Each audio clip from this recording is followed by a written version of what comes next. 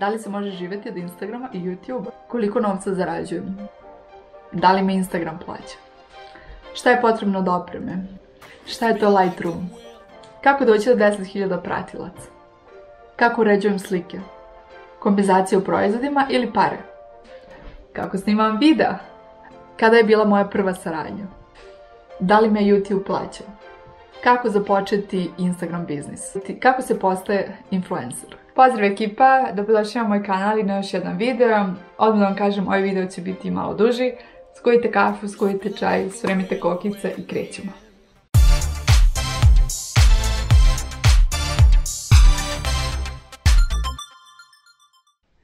Kao što ste mogli vidite u naslovu ovog videa, danas ćemo da pričamo o YouTubeu, o Instagramu, o društvenim mrežama i o ovom, da kažem, influencerskom poslu.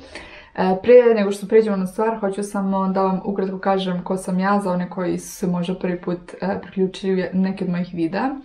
Moje ime je Slađa, inače sam iz Novog Sada, trenutno živim u Sarajevu i po struci sam diplomirani novinar i imam 2 godine svoj Instagram profil My Bosnian Home i godinu dana svoj YouTube kanal pod istim nazivom.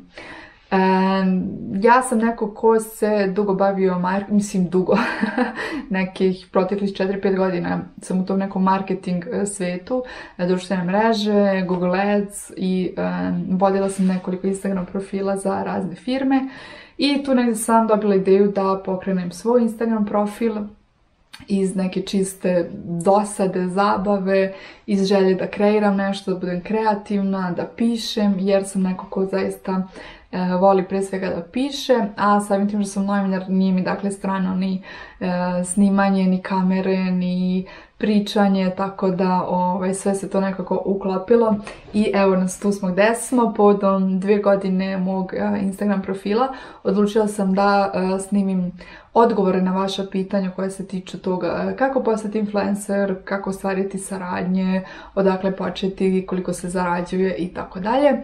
Tako da eto, to je nešto o čemu ćemo pričati u ovom videu. I još samo jedna mala napomena pa idemo na vaša pitanja, a to je da sam sa prijateljicom Ajlom osmislila neki program za podršku i pomoć svim malim biznisima, dakle onima koji žele da poboljšaju svoje postojanje, da tako kažem, na društvenim mrežama. I također vrlo vjerojatno će biti nešto iz one koji žele da se bave ovim influencerskim poslom, tako da pratite me na Instagramu jer tamo ću objavljivati sve novosti vezane za ovaj projekat. To je nešto o čemu intenzivno razmišljamo proteklih mjeseci, tako da ja se nadam da ćemo uskoro imati priliku i da vam prezentujemo o čemu se radi. Ja ovdje na telefonu imam sva vaše pitanja koje su mi postavljali na Instagramu, a tiču se ove teme, tako da ću sada čitati pitanja i pokušati da dam odgovore na njih. Naravno, ovo je onako neko moje iskustvo i ne mora da znači da je to jedini način, dakle ovo je samo moj način. Prvo pitanje, naravno, što vas sve zanima i odmah ću prijeđem na stvar, da li Instagram i YouTube plaćaju, da li se može živjeti od ovoga na Balkanu? Apsolutno da. Dakle, moj odgovor je da. Može se živjeti, naravno tu sad, ovo je neka siva zona, odmah da vam kažem. Da li se može živjeti, nekome je potrebno 1000 eura za život, nekome 200 eura, nekome 5000 eura nije dovoljno, tako da to je malo diskutabilno, ali u mom slučaju odgovor je da, može se živjeti od ovoga, s tim da moram da vam kažem da je odgovor da nakon 2 godine. U prvih godinu dana ne. Morate da razumete da uspeh, tako reći, ne dolazi preko noći, da je potrebno jako puno ulaganja, da je potrebno ulaganje u smislu i vremena i novca. Vremena u to da se vi edukujete, da, ne znam, naučite kako funkcioniše Instagram, kako se uređuju slike, kako se uređuju videa.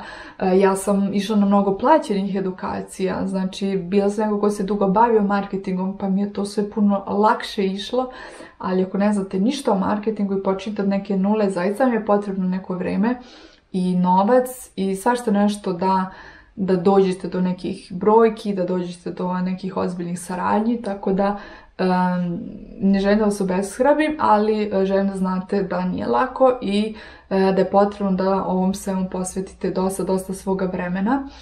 Također potrebno je i da uložite neki novac u sve ovo. Nisu to nikakve ogromne cifre, ali recimo ja kada sam počinjala, moj profil je uglavnom bio vezan za kuću, interijer, dekoraciju, tako da ja sam znala da odem u Jumbo ili u Ikea i da potrošim po 100 eura samo na dekoraciju, na stvari koje inače verovatno ne bi trebale, ali za slikanje, da bi taj profil izgledao lepo, ja sam te stvari jednostavno kupovala i moje slike su privlačile publiku i novi ljudi su dolazili, tako da to je, da kažem, eto, taj neki finansijski deo koji sam ja lično ulagala. Neko može ko se bavi modom će ulagati u garderobu, u torbe, u obuću, tako da ipak te slike moraju da budu lepe.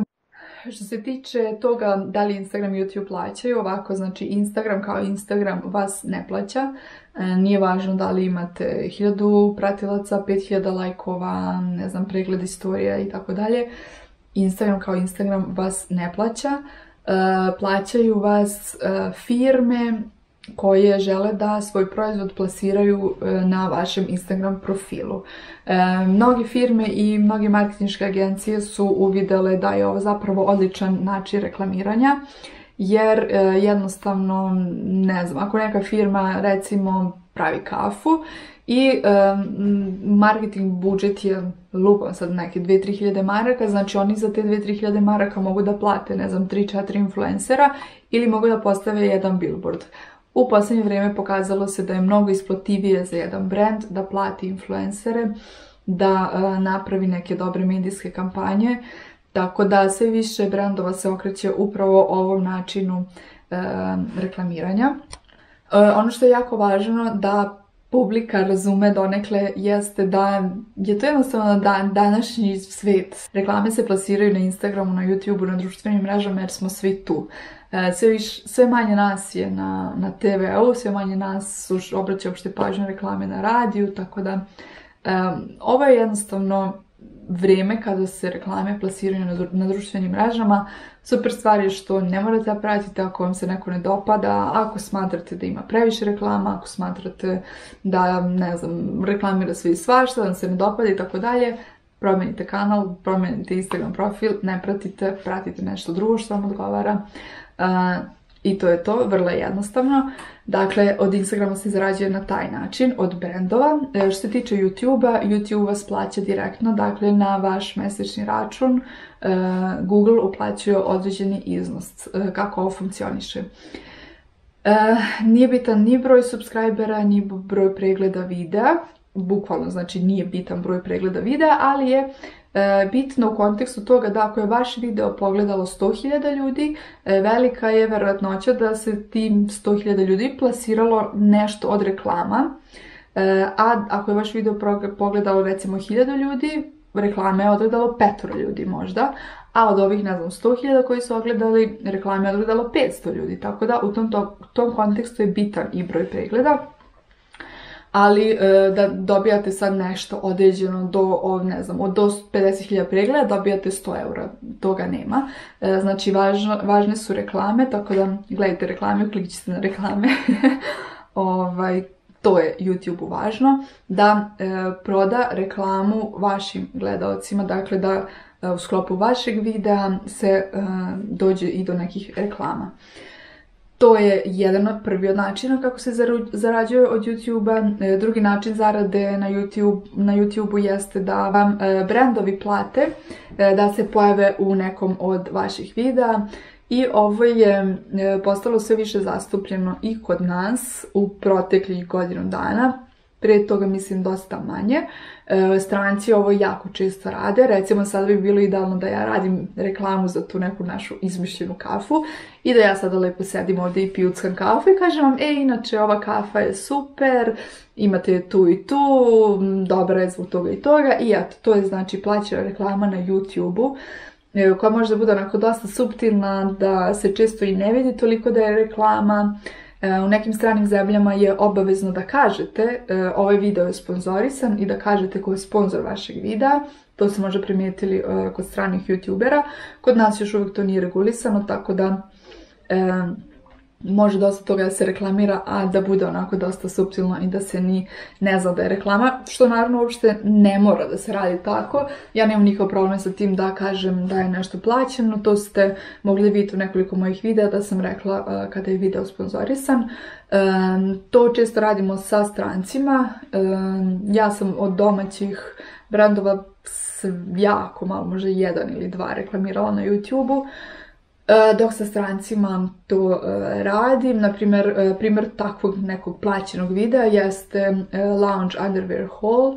Znači to apsolutno nije nikakva tajna, niti se okrivamo ja, niti brand.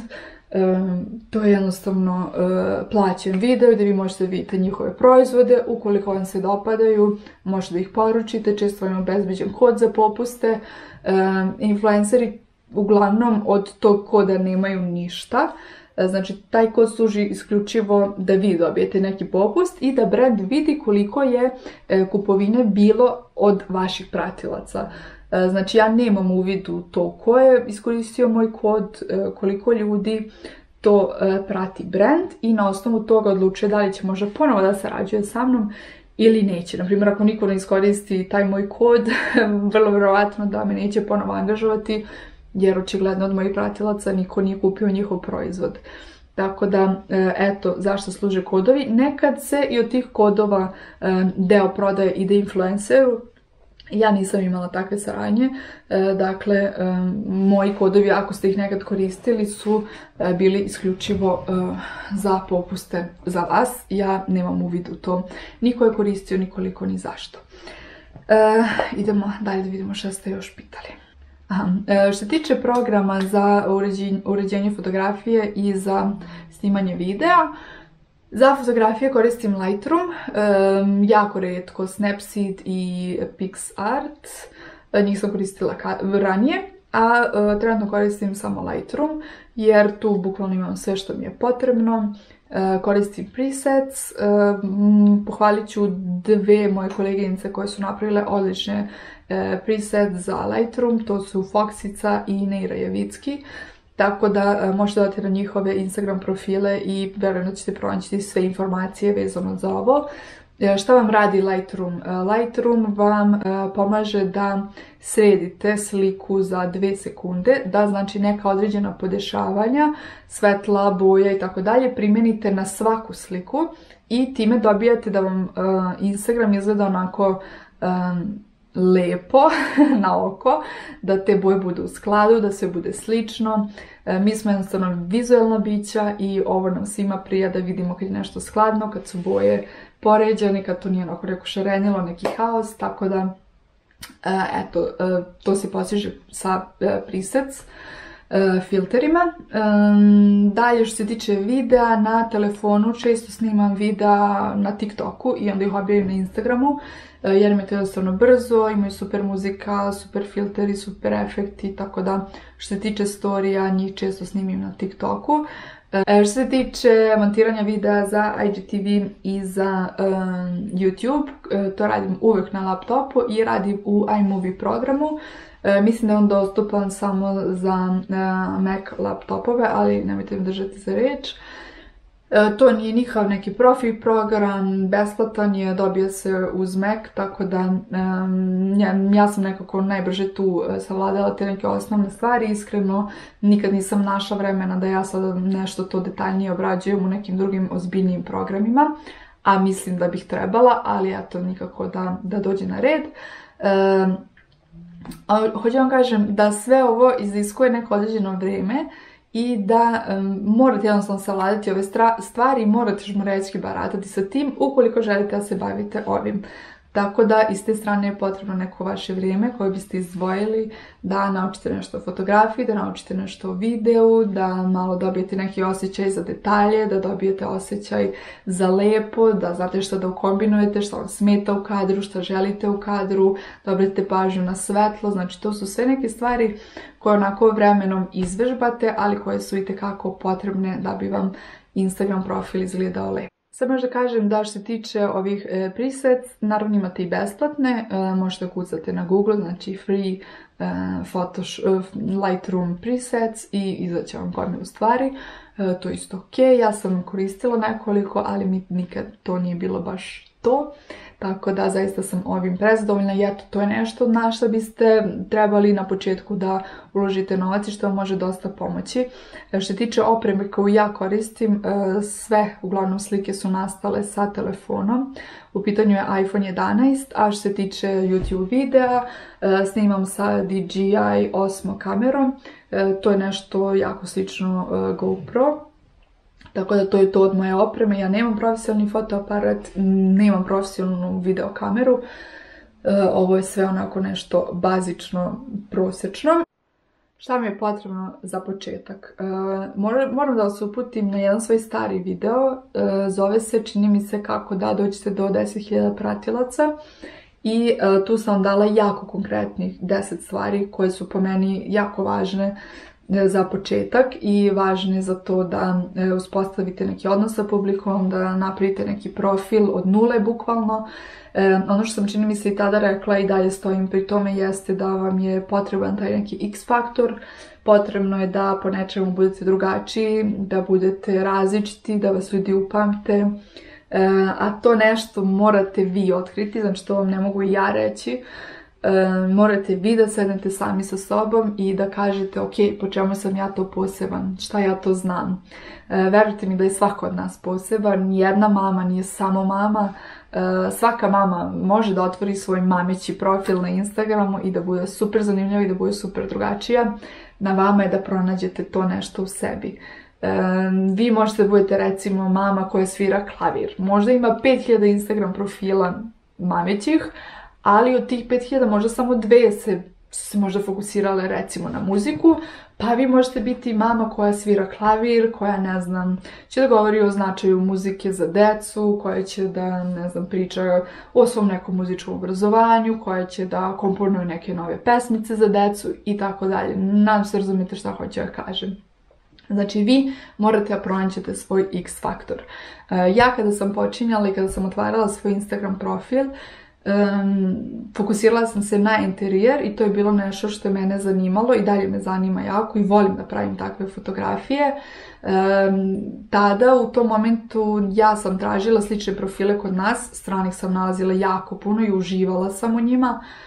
Na našim prostorima nisam naišla na tako neke profile, u posljednje vrijeme ih ima dosta, ali tada kad sam ja pre 2,5 godine to gledala, nije ih uopšte bilo i ja sam želela da ja budem neko ko će da piše o laminatu, o radijatorima, o zidovima, o krečenju i zaista je moj profil na početku i bio išao u tom pravcu. Vremenom se to mijenjalo, vremenom sam počela više da prikazujem sebe, pa su tu došla i trudnoća, došla beba.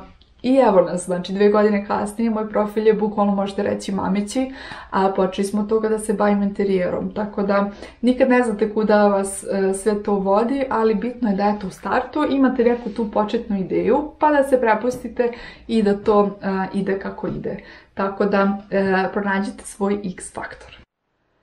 Da li se saradnje naplaćuju ili se uzimaju besplatni proizvodi, kako se javiti brendu, da li je sramota javiti se prvi i tako dalje. Hajmo malo na tu temu. U ovom poslu vam niko ne može reći šta je ispravno, šta je neispravno. Niko vam ne može reći od 5000 pratilaca cena objave je toliko i tolika. U martu se rade kompenzacije, u junu se ne rade kompenzacije i takve stvari. Znači tu nema pravila. Vi ste ti koji određujete šta ćete da radite, kako ćete da radite. Znači, vi možete imati 500.000 pratilaca i ne naplaćivati nijednu objavu, radite sve besplatno, radite za kompenzaciju, radite za garderobu. Znači, to je apsolutno na vama i niko ne može da vam kaže da ste u pravu ili da niste u pravu. Znači, morate sami da odlučite.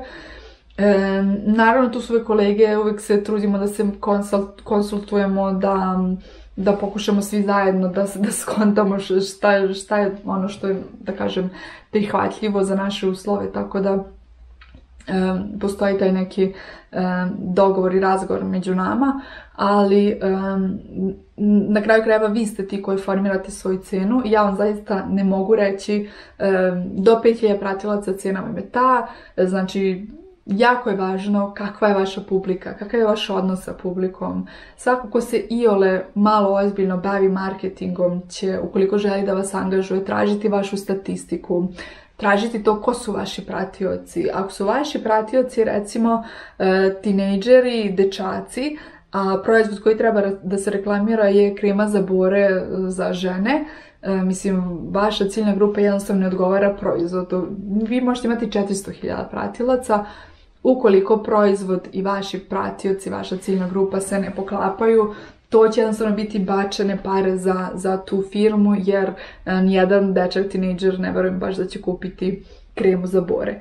Tako da, ukoliko se ozbiljno bavite marketingom, jako je važno da svog klijenta, influencera koji želite da angažujete, tražite neku statistiku, tražite broj lajkova, broj pregleda storija, reach, publiku, od koliko do koliko godina, žene, muškarci, iz kojih gradova, mnogima je i to jako važno, tako da to su definitivno neke stvari na koje se treba obratiti pažnja i koje utiču na formiranje cene. Ono što ja radim jeste da sam napravila svoj media kit u kojem sam navela neke bitne stvari za moj profil, kao i cene, tako da ukoliko mi se neki brand javi za saradnju i ukoliko mi se dopada to što taj brand predstavlja, pošaljem svoj media kit i dalje se dogovaramo koliko objava, kada, koji je iznos i tako dalje. Naravno da se možete javiti brendu i ja nemam apsolutno ništa protiv toga. Ja sam se na početku javljala. Jako je važno da pri tome budete onako kulturni, fini, pismeni, da predstavite svoj brend, znači kao da ste na razgovoru za posao. Ne možete samo tako biti na Instagramu i nadati se sad da će vama neko da piše. Meni je sasvim ok da se vi javite, pogotovo ako ste na početku, pogotovo ako pokušavate da se afirmišete, da budete prepoznatljivi. Važno je da budete na događajima, važno je da radite reklame, da radite kampanje, da vas medijske kuće, da vas brendovi jednostavno primete. Ono što ne bi trebalo da radite jeste da se javljate svima i za sve i da pristajete na sve. Bar je to neki moj savjet, znači potrudite se da radite sa brendovima čiji proizvode zaista koristite, čiji proizvode volite, jer mislim da želite da ga radite svoju neku Instagram publiku na iskrenim recenzijama, na iskrenim preporukama, jer ljudi jednostavno to osjete. Ukoliko uđete u sve ovo čisto iz te neke materijalne koristi, u smislu sad ću ja da dam otkaz na posao, ja ću da budem influencer, ja ću da zarađujem sad 5000 € mesečno, to će sve da ide ovako, moram da vas razočaram, ali vrlo vjerojatno neće. Tako da ipak morate deo sebe i deo svog vremena da uložite u sve ovo i da radite to onako iskreno iz srca i na kraju krajeva da volite to što radite i da volite da pravite te slike i da vam nije teško da snimite story, jer ako radite to na silu, ljudi to jednostavno osjete i to ne ide. Ima puno profila koji su se na početku onako krenuli i to izgledalo super, ali ljudi jednostavno izgube motivaciju nakon mjesec, dva, ako ne vide neke instant rezultate i odustaju. Tako da ukoliko želite da se bavite ovim, imajte na umu da uspjeh ne dolazi baš preko noći i da se trebate dosta truditi.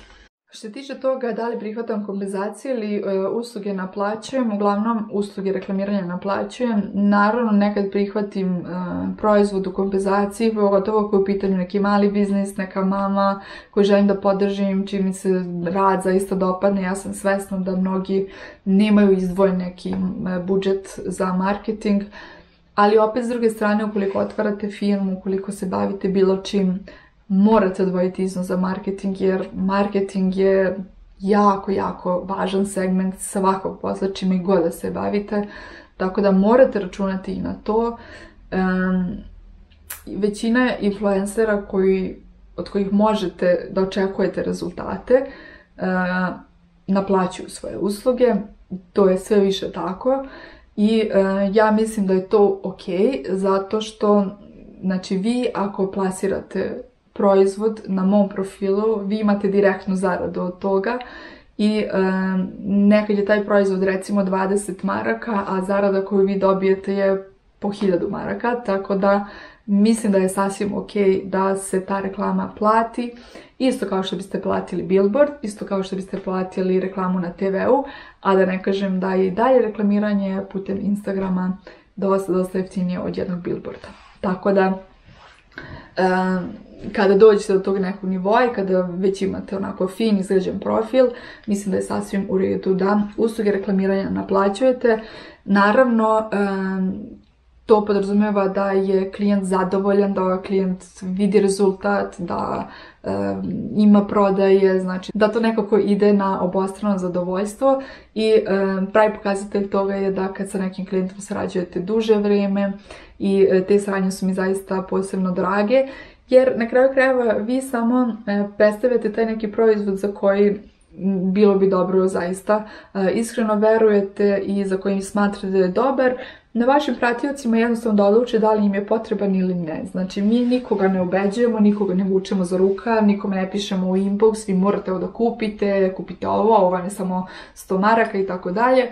Znači, vi ako ja reklamiram neku kremu, možete da kažete, aha, ok, meni ovo deluje bez veze, preskočiš, ideš na narednu story, niko te ne tera da kupiš tu kremu, a neko će možda kaže, aha, ok, idem do DM-a da vidim kako je ovo krema, pa odete u DM, pročitate, ipak se meni ovo ne dopada, nikom ništa.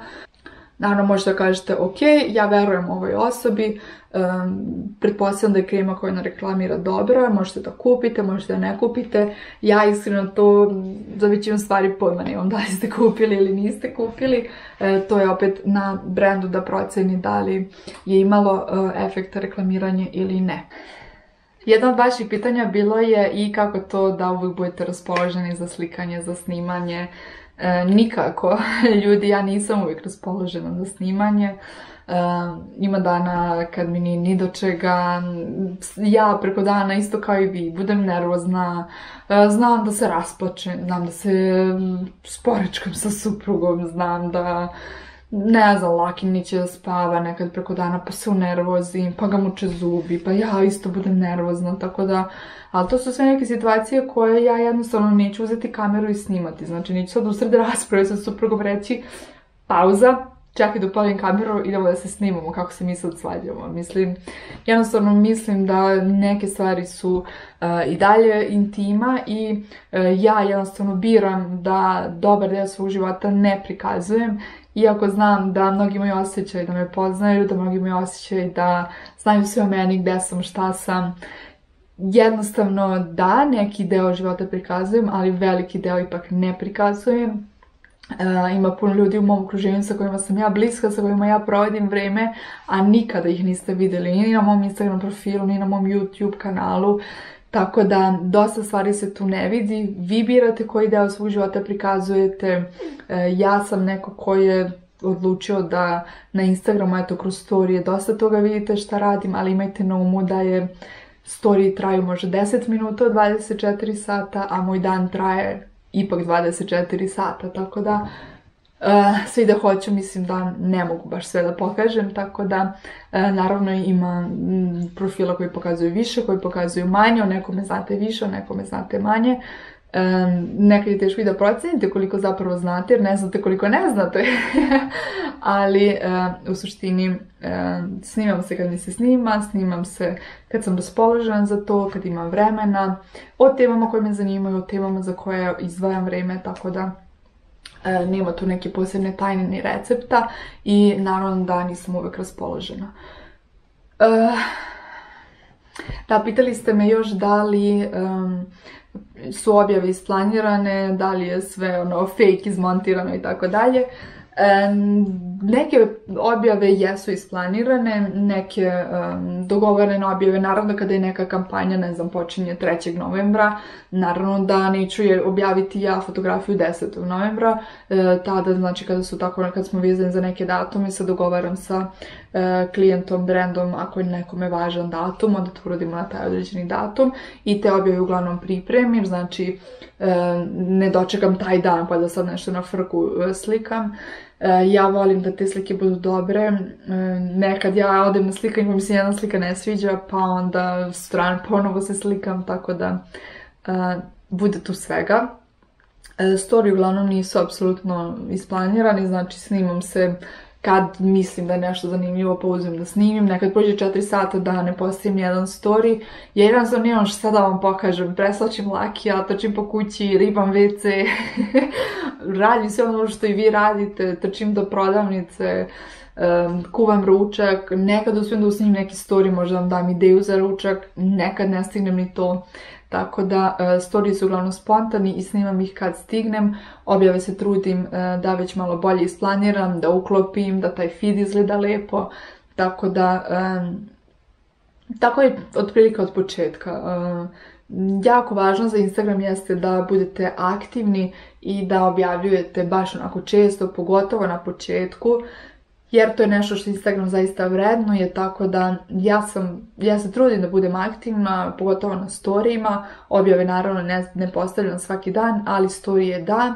I zaista sam neko ko je aktivan na storijima i mislim da je to velikim delom zaslužno za moj uspeh, ta konstantna aktivnost nedeljom, praznicima, uveče, ujutru. To mi je jako bitno, pogotovo na početku. Pitali ste me da li vodim trenutno društvene mreže za neke firme. Ne. Ja sam trenutno na nekoj vrsti porodiljskog, da tako kažem. Nisam zaposlena. Radim od kuće što radim ovo za Instagram i za YouTube.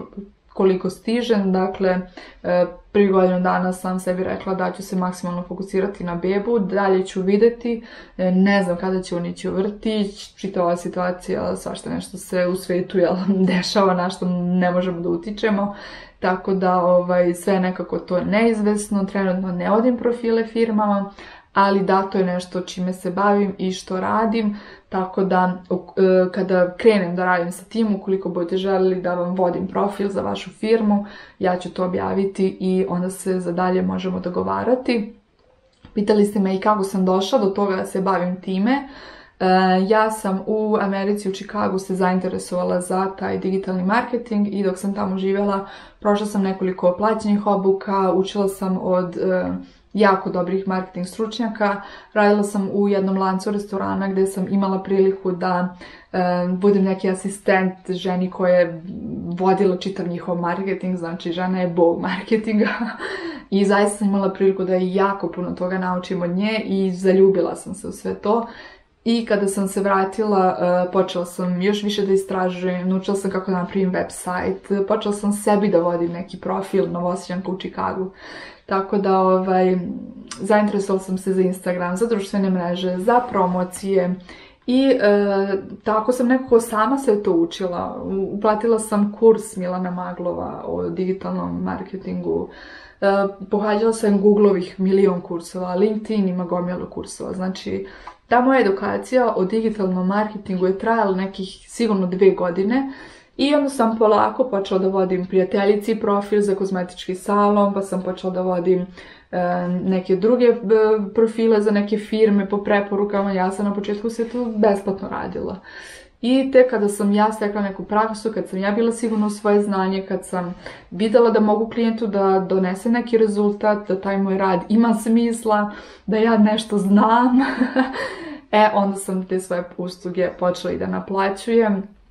I kad vi vidite uspeh, kad vidite da klijentov biznis raste zbog vas, onda to sve neko dođe na svoje, dođu preporuke, zaposlila sam se u marketinškoj agenciji, tamo sam imala priliku da radim sa sjajnim ljudima, sjajne kampanje, Facebook, Instagram, Google Ads, YouTube, Twitter, znači sve to smo pokrivali, tako da eto kako je taj moj put otprilike izgledao. Ima pitanje da li si nešto uložila u sve ovo, da li si sponzorisala objave na početku? Jesam. Sponzorisala sam objave, uložila sam, što ja kažem, pre svega svoje vreme, što na te edukacije razne, što na, uložila sam i novac, dakle u sponzorisane objave, nisu to nikakve sad neke ogromne cifre, to je bilo nekih $20 mesečno možda, sam ulagala u promociju na početku. To je naravno sve doprinelo do mog finog rasta, ali nemojte da vas to što sam ja za 3 mjeseca uspjela doći do 10.000, da vam to stvara neki pritisak i da budete u fazonu da i vi morate tako. Morate imati na umu da sam ja pre toga vodila bar 20 Instagram profila, uspješno vodila i uspješno uzgajala te profile i na tim profilima dolazilo do pratilaca, da sam znala jako puno o Instagram algoritmu, da sam znala o tome kad treba da objavljam, da sam znala o tome kako da privučem svoju ciljnu grupu. Znači imala sam jako puno predznanja i to mi je pomoglo da ja jednostavno na svom profilu ne pravim toliko grešaka. Znači sve greške sam nekako ispucala ranije i svašta nešto sam znala kad sam počela sa ovim. Tako da je to jako puno meni pomoglo da ja tako brzo rastem, jer sam imala neko predznanje i tačno sam znala kad, šta i kako treba da radim i moj profil je jednostavno brzo rastao, a iskreno mislim da su ljudi prepoznali da sam uložila nekako svoje vrijeme i da to radim onako iz srca i jer volim. Ja sam ranije na svakoj slici ovoliki roman pisala, jer ja sam neko ko voli da piše i mene to zaista ispunjava. Ja i dalje na razne načine, ja stalno nešto pišem. Ja sam jednostavno piskaralo i volim da pišem i to mi ispunjava. Tako da mislim da su ljudi to prepoznali i mislim da je mnogo ljudi došlo i zbog toga, zbog mog pisanja ispod tih objava, a kasnije i zbog tih nekih lepih slika. Jer zaista sam se trudila da mi slike budu lepe. Možete scrollati dole na mom feedu na Instagramu, novogodišnje slike. Znači, ja sam profil pokrenula negde oktobar, novembar, krenula je nova godina, znači ja sam ljudi po 3-4 sata znala da provedem pravići jednu fotografiju, da ona bude meni savršena i jako puno ljudi je dolazilo na moj profil zbog tih fotografija jer su ih negde videli, privukle su ih, dakle, pronađite one u čemu ste dobri i iskoristite to na najbolji način. Pitali ste nakon koliko vremena sam imala svoju prvu zaradu. Rekla sam da je kod mene to išlo dosta brzo, tako da prva zarada je već bila nakon neka 2 mjeseca, ali to uopšte ne mora da bude tako, nema pravila ni sa koliko pratilaca ćete imati prvu saradnju, tako da to je sve zaista jako individualno. Što se tiče ulaganja u sve ovo, naravno da je potrebno uložiti neki novac i u opremu. Teško da vi možete napraviti neke divne slike, imati super profil ako vam te slike jednostavno nisu kvalitetne, tako da mislim da je dobar telefon važna investicija u ovome i da vam je potreban dobar telefon jer on jednostavno postaje vaš glavni alat. Što se tiče neke kamere ili nešto koliko želite da se bavite YouTube-om ozbiljno, i to vam je potrebno, ali kažem, eto, to može biti nešto prosječno, ali ipak potrebno izvesno ulaganje i u opremu. Što se tiče opreme, ja imam još ring light koji, evo, ne znam da li mi išta pomaže, pošto mi je svetlo u sobi katastrofa. Nadam se da me vidite. Tako da, eto, to je to od opreme što se mene tiče. Ja zaista nemam puno opreme, trebalo bi vjerojatno da imam puno više opreme, ali eto, niko da stigne na red. Kako se nosim sa negativnim komentarima? Mislim da bih na ovo mogla da snimim čitav jedan video, ali evo, pokušat ću budem vrlo kratka. Nosim se kako znam i umem. Na početku sam znala čak i da plačem zbog loših komentara, zbog negativnih komentara, znači ne radi se tu više o tome da ja ne mogu opet nesam da se ja nekome ne dopadam, nego vas neko jednostavno baš onako fino izvređa. I onda kad vam se to skupi, naravno da nije lako, mislim. Imala sam priliku da pročitam jako ružne komentare za svoje koleginice na temu njihove dece, što mi je zaista onako dno dna i ne mogu da zamislim ko su te osobe koje su u stanju da tako ružne stvari govore na račun dece. Nije moje uopšte ni da ulazim u to, niti želim, ali sam zbog svega toga donekle se zamislila i vrlo filtriram šta prikazujem, koliko prikazujem i kako prikazujem. Svesna sam da ne mogu svima da se dopadnem, niti želim svima da se dopadnem, jer se ni meni svi ne dopadaju. Tako da ja donekle biram svoju publiku temama koje obrađujem. Ali ukoliko ste uspješni u ovome, ukoliko imate tu neku određenu brojku, recimo mene prati 60.000 ljudi, ja mogu sa sigurnošću da kažem da me bar 1000 njih prati, a da me uopšte ne voli i da ih nerviram jako, ali me prati. prate me bukvalno u fazonu da vide šta ću sad da lupim, da vide šta ću sad da uradim, pa da me onda, ne znam, ismevaju na kafi ili na nekim društvenim mrežama, nije ni bitno. Ja sam vrlo svesna toga i prihvatam sve to kao deo ovoga, zaista se trudim da me to ne opterećuje i ne pogađa, jer različiti smo, sasvim je u redu da se moj sadržaj ne dopada svima, ukoliko neko misli da sam glupa, da pametujem, da sam arogantna, da sam ne znam ja šta. To je jednostavno njihovo mišljenje, to uopšte ne znači da je činjenica.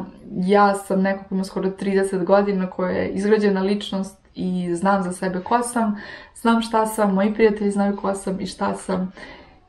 I to je ono što mi je važno. Uvijek će biti ljudi kojima ću se dopadati, ljudima kojima se neću dopadati, ljudima koji će me pljuvati sutra, ljudima koji će me hvaliti sutra. To je sve normalno, to je sve deo ovoga i ukoliko želite da uđete sve ovo, kad tad morate to prihvatiti i naučiti da se nosite i sa pozitivnim i sa negativnim komentarima i jednostavno ja kad učitam nešto onako, više uopšte ne reagujem. Ne znam da li sam uspela da odgovorim na sva pitanja. Neko glavno pitanje koje se proteže jeste zapravo kako početi i biznis da svoj vodite na Instagramu i kako početi da se bavite Instagramom kao influencer. Na oba pitanja mislim da vam je odgovor u cijelom ovom videu i u videu koji ću vam ostaviti u opisu ovog videa. Suština je dakle da pronađete neki svoj X faktor, da shvatite da vam je potrebno vreme, da radite na svojoj edukaciji, da budete drugačiji, da se posvetite ovome, da radite ovo iz ljubavi i da se nadate da će uspjeh doći, jer isto kao i u svemu, znači puno ljudi želi ovo, ali puno ljudi ne uspe u ovome. Razlog za to je po meni nedovoljna upornost i nedovoljna autentičnost, zaista nije kliše, jer autentičnost vam je zaista potrebna. Jer u moru influencera, u moru, ne znam, mamićih profila, u moru modnih profila, morate biti drugačiji, jer samo to prolazi. A opet sa druge strane, ukoliko vodite svoj neki biznis i niste u mogućnosti da platite nekoga da vam vodi Instagram ili Facebook, a to je zaista posao, znači to je recimo moj posao, ukoliko želite ipak da to sami vodite i nemate jednostavno finansijska sredstva da nekoga plaćate, onda ipak posvetite neko vrijeme tome da naučite kako to da radite, pogledajte neke besplatne kurseve, vidite neke tekstove na ovu temu, jednostavno edukujte se i pokušajte da radite to najbolje što možete, ali imajte na umu da je marketing važan i da bi bilo dobro da razradite biznis i da uspijete da jednostavno date nekome koji je stručan u tome da vam to odradi onako dobro, jer marketing je zaista bitna stvar i nešto što može da vam prevagne u odnosu na konkurenciju, nešto će da se izdvojiti, neko će vam osmisliti neku super kampanju i svi će čuti za vas. Tako da mislim da je marketing jako, jako važan, a da su Instagram, YouTube, društvene mreže jednostavno budućnost marketinga i ono što se dešava, sviđalo se to nama ili ne. Narode, hvala vam puno za svaki pregled i za svaku odgledanu reklamu u ovom videu. Šalim se. Ali ne, zaista vam hvala. Pretplatite se na moj kanal i pratite i ostale videe. Ja ću se potruditi da snimam na teme koje vas zanimaju. Kažem, trenutno se u mom životu događa majčinstvo i to je ono čime sam ja jednostavno preokupirana i o čemu snimam. Potrudit ću se da bude još videa o čišćenju, video o dekoraciji, video o uređenju kuće. Trenutno se spremamo za nekoliko preuređenja u kući, tako da pokušat ću da vam snimim što više i da ispunim neka ta vaša očekivanja što se tiče toga, jer znam da je puno ljudi ovdje došlo zbog tog interijera i priča o svemu tome. Ja sam vremenom to nesvesno zapustila, ali jednostavno je tako, stigla je beba i sva moja pažnja je fokusirana na njega, tako da i na YouTube-u su videi o spavanju bebe, o kašicama i tako dalje, ali bez brige vraćamo se uskoro i na naše teme o interijeru. Uglavnom, ako je ostalo nešto da nisam pokrila ovim videom, a zanima vas i tiče se Instagrama, YouTube-a, društvenih mreža, pišite mi dole u komentarima, pokušat ću da svima odgovorim. I to je to, ljudi, odlog da bude mama. Beba mi se probudila. Vidimo se u narednim videima i vidimo se na Instagramu. Ćao!